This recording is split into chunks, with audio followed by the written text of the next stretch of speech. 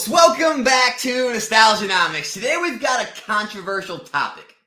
This is a topic that anyone who collects singles or who breaks packs or who pays attention to the estimated value of an item, right? The estimated value of all the things inside of it compared to the price of the packs or the box, just can't comprehend.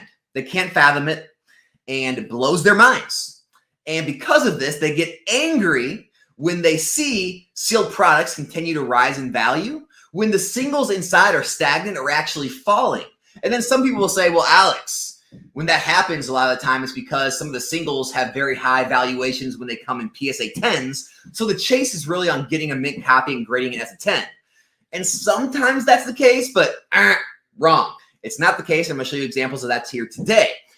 The real case is sealed product is based on scarcity more than anything else. Yes, when singles rise in price in that product, it does affect the price and it does help it. However, just because the singles aren't that valuable and just because they're not rising in value, just because there's no grading plays, does not mean the sealed product does not become more valuable. It's because of scarcity, right? Over time, as all the reprints stop and all the big sellers and big stores sell out, the only ones who hold the product are people who bought it like me, the secondary sellers, and the collectors. And as that happens, right, we all start studying the market.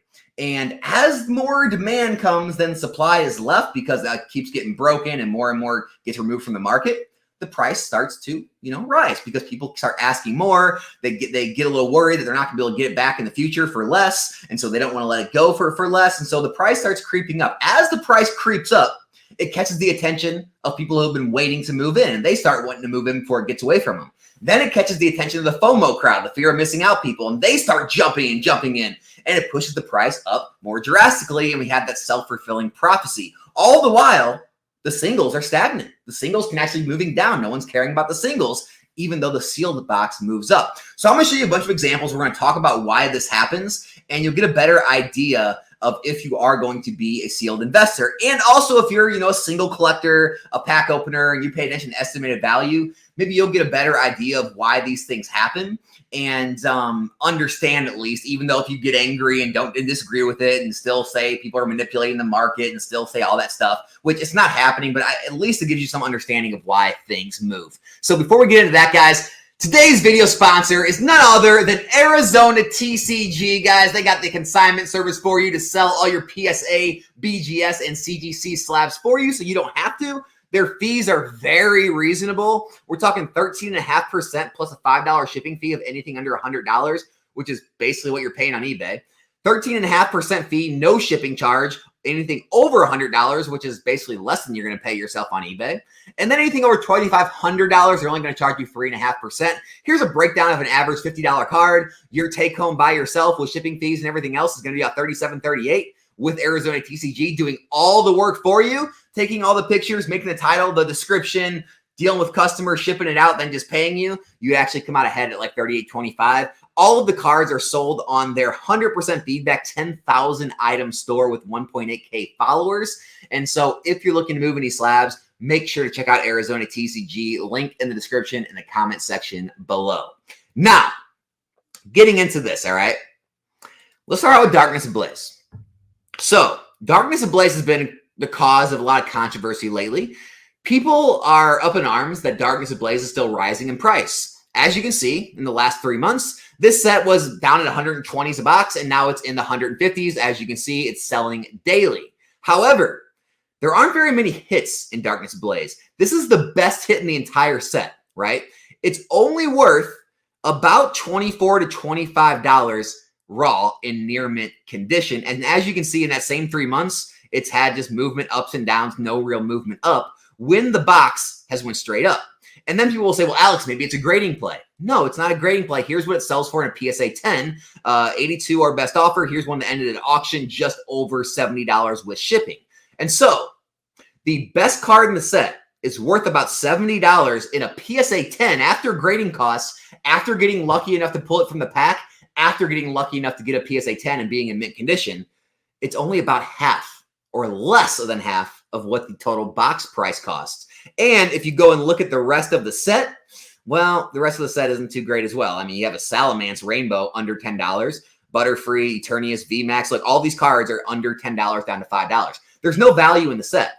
And so people will say, well, Alex, then there's something wrong, right? There's some kind of manipulation going on. There's no reason anyone would pay that much for that box or would ever open that box. You'd be surprised. I have actually still seen people opening it on stream, and people do actually want to open it.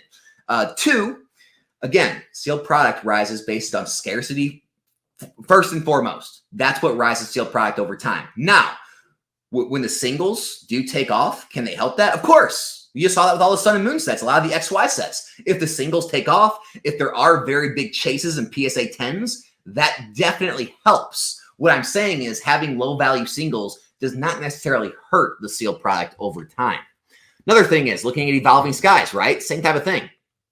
It's been nothing but up this year. In the beginning of the year, it was down in the 200s, and now it's pushing $500 a box. These are all loose packs. These are not boxes. If you look at what the actual boxes are selling for, they're in the high 4s and low 5s. And so you would think, okay, well, that means everything's going up, right? No, not at all. Here's the year chart for the Moonbryon, right? Had its peak, had a dip, pretty much stagnant at what it was at the beginning of the year, right? The Rayquaza, same, it's been straight down, okay? The Leafeon VMAX, been pretty much straight across, no real ups or downs. The Glaceon, it went down. Now it's kind of coming back up, but pretty much stagnant or flat. Sylveon, same exact thing. It's actually down. And even the Dragonite had a little spike, but it is stagnant or down as well. And so you have the box going straight up. You have all the singles in the set stagnant or down. And I didn't pull up all their PSA 10 counterparts, but all the PSA 10s of those cards have been relatively flat, if not down, maybe a little up. They're not doing anything major. They're not seeing moves like this. And so you have to ask yourself, well, why are all of these cards and all of these PSA 10 slabs stagnant, moving down, not seeing much growth when the box is seeing enormous growth? Again, it's scarcity. The singles and slabs there are more of every day. The boxes there are less of every single day. And then it gets really blows people's minds when you get to things like evolutions. An $820 box when this is the set. This is it.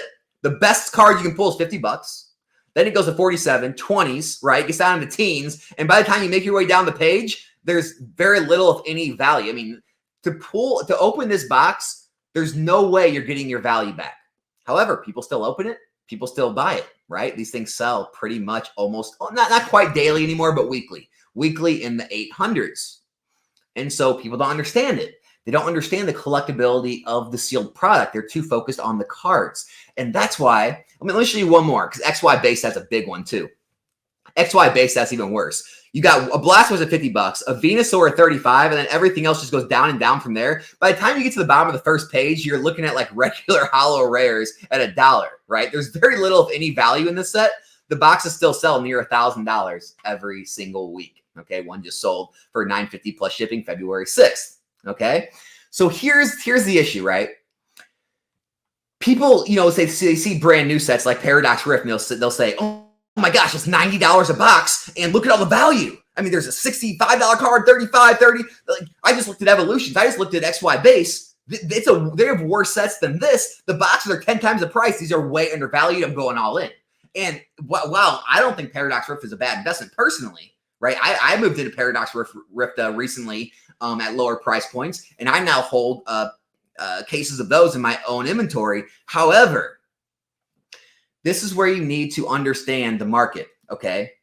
You cannot go around basing your investment in sealed products based on the singles, okay? So the same way you can't just look at how weak a set is and think it shouldn't be going up, you cannot always look at strong singles sets and say, oh, this box is a for sure thing, it's going to go up, right? It doesn't always work that way. Unfortunately, it doesn't always work that way. It can help, but sealed product has a lot more to do with the supply, right? How many reprints came, how much supply is still left on the market, and how long it's going to take for that supply to be flushed out, how much of that product is being opened, how many people actually, want to open the packs and is disappearing it from the market. Those are the things you want to look for. Now, obviously, sets with stronger singles, right? And cards that are harder to grade, so they have stronger PSA 10 chases and things like that. Those are going to be huge pluses for the sealed product, but they are not the end all be all. So that's really the whole consensus of this video is make sure you're paying attention to the actual supply. Make sure you're paying attention to how many of those boxes are starting to disappear from the market. Make sure you're paying attention to the larger sellers and how many of those are disappearing those boxes from their inventory. Pay attention to the sale rate, how many of those boxes are selling per day, per week, and understand that as the supply goes down, usually the sealed value starts to go up when there's fewer and fewer sellers and there's still as many or close to as many buyers or even more buyers of that product. Even if you're still in a time when tons of it's getting open, the singles are continuously getting devalued, even if the PSA 10 copies are being devalued, it doesn't necessarily mean the sealed product won't continue to gain value. And so, again, I know this is something that really, it pisses off a lot of single collectors or a lot of pack openers or anything like that. They don't understand it. They don't think boxes should be able to rise when the estimated value doesn't make sense. But that is the nature of sealed product in this hobby and really pretty much all hobbies. And so hope this video helped. Hope it helped clear up why things move the way they do and hopefully help you make decisions on what you want to move into in the future. Make sure to check out Arizona TCG if you have any cards that you don't want to sell yourself and want to consign. Subscribe to the channel if you're not yet, and I'll be back here in a new video soon. I'm out.